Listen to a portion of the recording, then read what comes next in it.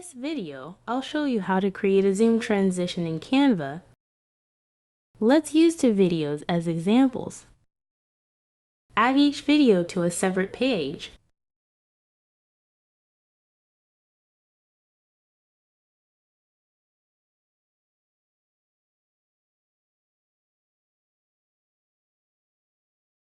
Click the video on page 2. Go to Animate. Scroll down and choose Photo Zoom. Adjust the zoom settings as needed. Hover between the two pages until the transition icon appears. Click Add Transition.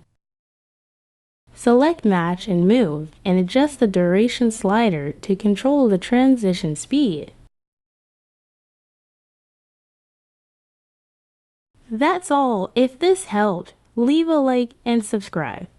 Thanks for watching.